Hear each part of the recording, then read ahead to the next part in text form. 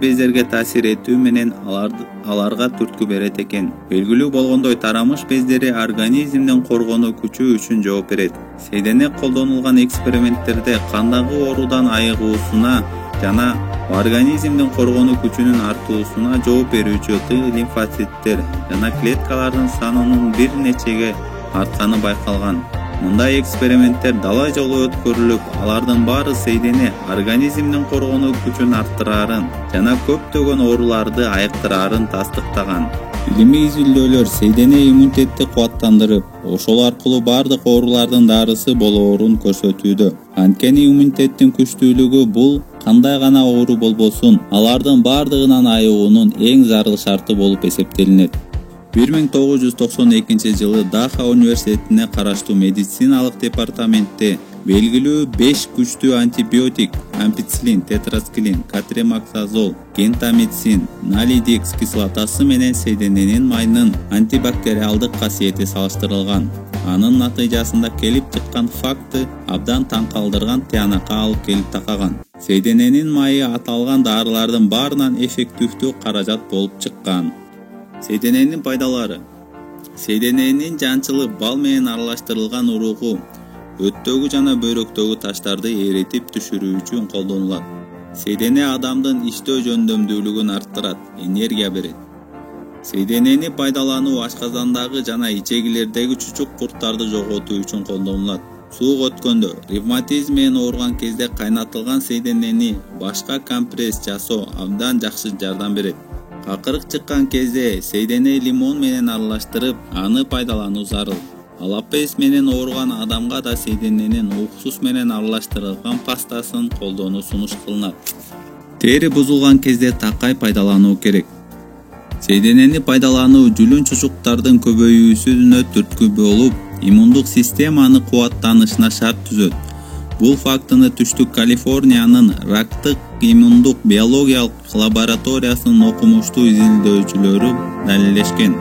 Сейденени дары катары пайдалануу кандагы канттын көлөмүн азаюусуна таң калыштуу таасир этет.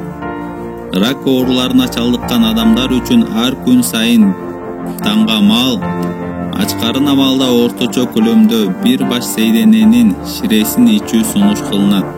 Ошентип 1 ай бою ичүү керек.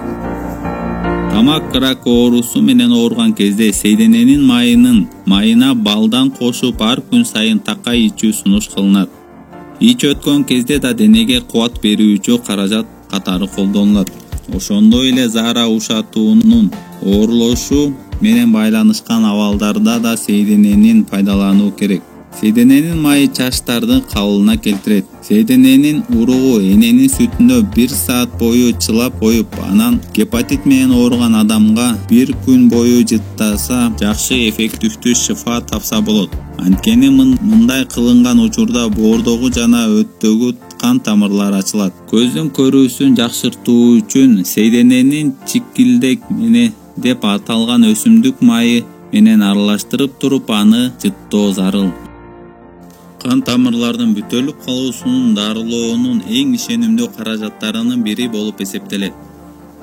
Чучок курт баскан көчүктү зиренин майы менен майлоо аркылуу чучок курттан арылуу болот.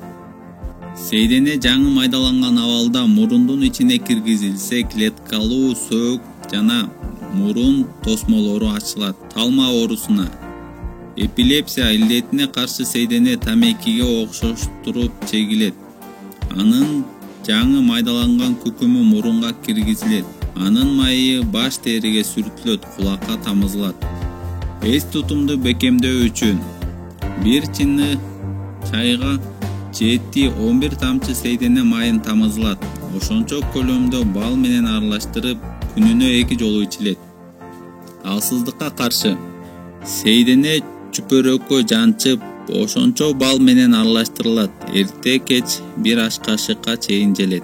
Гормонго суук тийүүсүнө каршы күнүнө эртелеп 1 чай кашык жанчылган сейдене 10-20 мг ары сүтү, 1 чай кашык бал аралаштырып жана 1 ай бою ооздо эритип желет. Холестеринди азайтуу жана анын катмарларын эритүү үчүн 1 кашык жанчылган сейденеге 1 кашык түйүлгөн жөнөкөй Тукумсуздукка каршы 1 чыны сейдене, 2ден 1 чыны кара зире, 2ден 1 чыны түрк уругу майдаланылат. 2 чыны бал менен аралаштырып эртели кеч 1 кашыктан түгөнгүчө желет.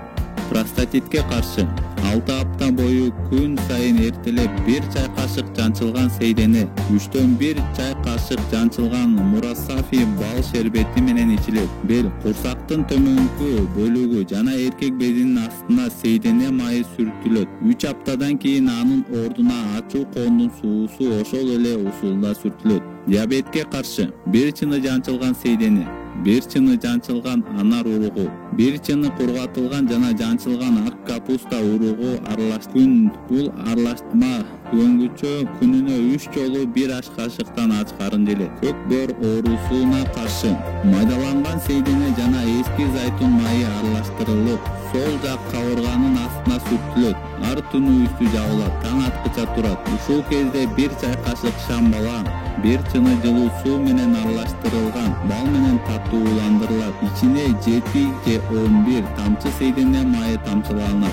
2 апта бою ичилет. Бөйрөк жана өттөгү таштарды эритүү үчүн 3 кашык майдаланган сейдене, 4 кашык табигый бал, 3 баш эзилген сарымсак кошулат. 3кө бөлүнөт. Күнүнө 3 жолу 50 же 100 грамм лимон согу менен бирге ичилет. 7 күнгө чейин күн сайын ушинтип кайталанылат. Сейдене бал менен аралаштырып ичилсе, бөйрөк жана өттөгү кумдар, таштарды эритет, лукулдап ооруганын кетирет, какырык чыгарат, кысталып дем алууну токтотот. Сейдене жана анын майынын пайдалануу рецептери. Тери ооруларына кабылганда күнүнө 2 же 3 жолудан 1 чай кашыктан ичүү керек. Сейдененин 1 чай кашык майын 1 аш кашык зайтун майы менен аралаштырып, жасалган аралаштырманы жүзгө сүртүп, 1 саат бою арчыбастан калтыруу, анан суу менен жана самун менен жууп салуу керек.